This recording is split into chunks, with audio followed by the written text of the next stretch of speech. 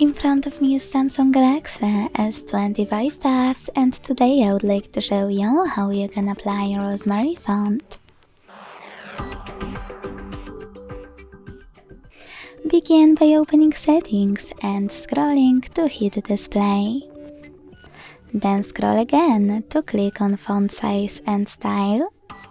Click on Font Style and tap on Download Fonts. Now select this icon next to Rosemary one or click on it and hit Install. Now to apply it, go back to Font Style list and click on it. Thanks so much for watching. If you enjoyed this video, don't forget to leave a like, comment and subscribe. Bye!